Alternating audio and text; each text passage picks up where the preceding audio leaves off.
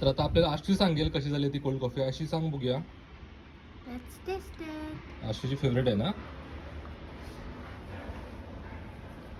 Yummy, मला खूप आवडलं. थंडीच्या दिवसात कोणी कोल्ड कॉफी प्यायली आहे का? आम्हाला तर थंडीच्या दिवसामध्ये कोल्ड कॉफी प्यायला खूप आवडते. तर आता आपण पाहूयात कोल्ड कॉफीसाठी लागणारं साहित्य. त्यासाठी आपल्याला सगळ्यात पहिलं लागणार आहे व्हॅनिला आईस्क्रीम, त्याच्याबरोबर दूध. आता आपण किती जणांसाठी कोल्ड कॉफी बनवतो त्यावर अवलंबून आपल्याला दूध किती लागतंय. आता मी 5 जणांसाठी बनवणार आहे, तर मी अंदाजे 5 ग्लास, त्यापेक्षा थोडंसं कमी दूध घेणार आहे मी. पिठी साखर किंवा आपली साखर काही पण चालेल. पिठी साखर घातली की लगेच मिक्स होते, म्हणजे एकदम 2 मिनिटात आपली कॉफी तयार होते. त्यामुळे पिठी साखर, हे व्हॅनिला आईस्क्रीम आहे आणि कॉफी. आता मी इथे कॉफी नेसकॅफे घेतलेली आहे, पण त्याच्याबरोबर ना असे बरेच कोल्ड कॉफीचे सुद्धा प्रीमिक्स येतात. तर मी नेसकॅफे किंवा दुसरी कोणती साधी जी आपली इन्स्टंट कॉफी ती घालतेच, पण त्याच्याबरोबर प्रीमिक्ससुद्धा घालते. त्याच्यामुळे ना कॉफी थोडीशी गडद होते आणि अशी छान क्रीमी लागते. तर आता आपण बघूया आपली पटकन कोल्ड कॉफी कशी तयार होते. आता सगळ्यात पहिलं ना मी थोडंसंच दूध घेणार आहे, कारण आपण ज्यावेळेला कोल्ड कॉफीसाठी पहिलं मिक्सचर तयार करतो ना, तर ते चांगलं मिक्स व्हायला हवं.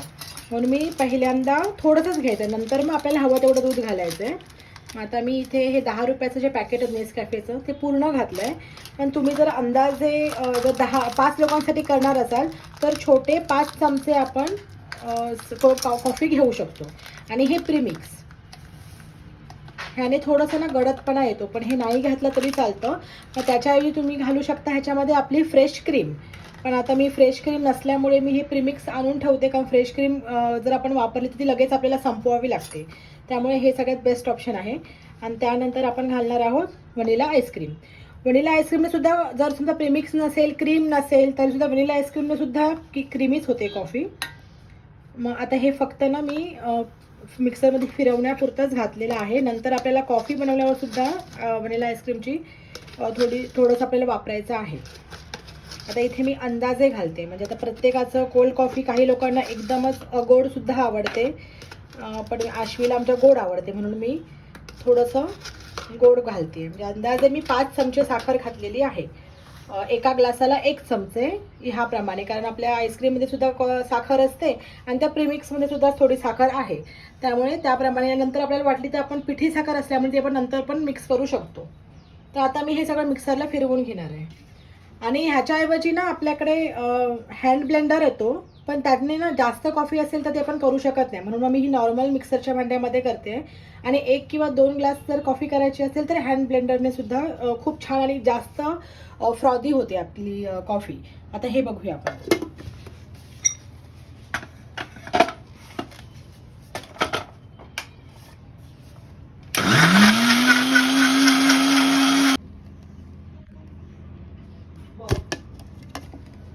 हे बघा, तुम्ही याच्यावर बघू शकता, ह्याच्यावर ना आपल्याला फेस आलेला आहे, चांगला फ्रॉथ आलेला आहे. आणि हे जेवढं जास्त वेळ मी फिरवणार ना तेवढ्याचा अजून फेस येतो. तर याच्या मी अजून 1-2 मिनटं मी थांबवून फिरवणार आहे. पण आपल्याला खूप जास्त असं मध्ये मध्ये थांबत राहायचं नाही आहे. एक अर्ध्या मिनटावर फिरवलं ना तरच त्याच्यावर फ्रॉथ येतो व्यवस्थित चांगला. तर मी अजून थोडंसं फिरवणार आहे आणि मग ह्याच्यामध्ये दूध घालणार आहे.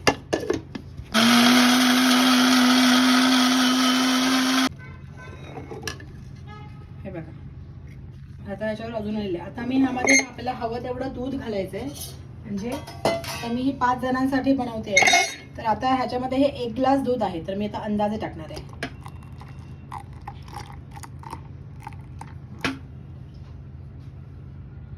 आता हे एकदा फिरवून घेणार.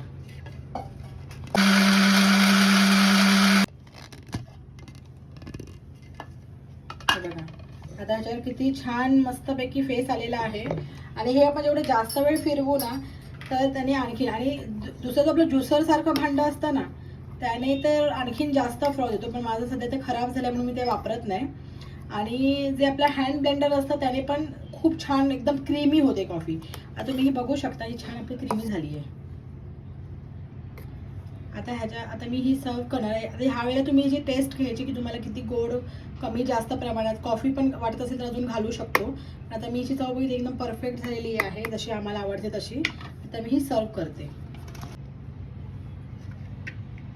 हे बघा, आता मी ही कॉफी याच्यामध्ये ओतलेली आहे. त्यामध्ये थोडासा हा जो फेस आहे ना तो टाकणार आणि याच्यावर आईस्क्रीम टाकणार, व्हॅनिला आईस्क्रीम.